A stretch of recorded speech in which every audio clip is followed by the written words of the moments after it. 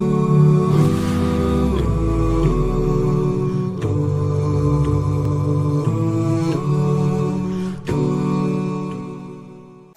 لوگ کہتے ہیں کسی کے جانے سے فرق نہیں پڑتا ہے، دنیا چلتی رہتی ہے، مگر یقین کرو لاکھوں مل جائیں تو اس ایک ماں کی کمی کو پورا نہیں کر سکتے۔ ماں وہ عظیم ہستی ہے جس کا حق ادا کرنا تو دور کی بات ہے، اس کے بارے میں سوچا بھی نہیں جا سکتا۔ ایک بار ایک صحابی رسول نے بارگاہ رسالت صلی اللہ تعالی علیہ وسلم میں عرض کی کہ ایک راہ میں ایسے گرم پتھر تھے کہ اگر گوشت کا ٹکڑا ان پر ڈالا جاتا تو کباب بن جاتا۔ میں اپنی ماں کو گردن پر سوار کر کے 6 میل تقریباً یہ 9.5 کلومیٹر بنتا ہے، ایگزیکٹلی 9.65 کلومیٹر بنتا ہے۔ وہ کہتے ہیں میں 6 میل ایسے گرم راستے پر، اتنے مشکل راستے پر اپنی ماں کو کاندھے پر بٹھا کر لے گیا ہوں۔ کیا میں نے اپنی ماں کا حق ادا کر دیا؟ اپنی ماں کے حقوق سے فارغ ہو گیا ہوں؟ اے وہ لوگوں جو ماں باپ سے کہتے ہو اب اور کیا دوں آپ کو، گھر تو دلا دیا نا، ماہانہ پیسے تو بھیج دیتا ہوں، ارے آپ کو کھانے بھی دے دیتا ہوں، جب چاہیے ہوتا ہے کپڑا بھی دے دیتا ہوں، اور میں آپ کے لیے کیا کروں؟ نبی پاک کا جواب سنیے گا۔ صحابی رسول کہتے ہیں حضور اتنا گرم راستہ تھا، گوشت کا ٹکڑا ڈالتے تو ٹکڑا کباب ہو جاتا۔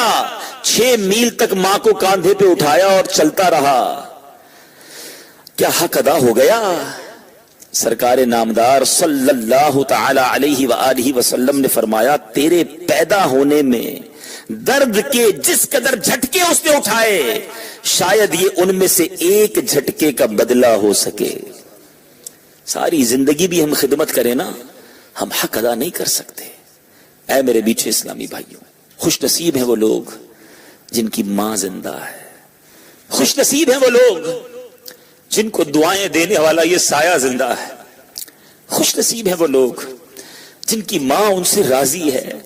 ہاں خوش نصیب ہیں وہ لوگ جن کی ماں راضی ہو کر چلی گئی ان سے بڑا بد نصیب کوئی نہیں کہ ماں ہوتے ہوئے اللہ کو ناراض کر رہے ہیں، ماں کو ناراض کر رہے ہیں۔ ان سے بڑا بد نصیب کوئی نہیں کہ ماں ہے پھر بھی خدمت نہیں کر رہے۔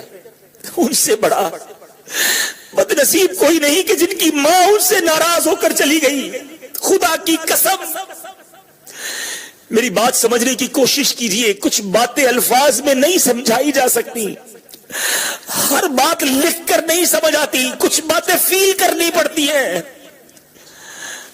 ماں چلی جائے نا پھر بڑا یاد آتی ہے، پھر چین نہیں آتا۔ کون ہے کہ جس کی گود میں جا کے بیٹا سر رکھے؟ اب کون ہے جس کے کاندھوں پر سر رکھ کے آنسو بہا لے؟ اب کون ہے؟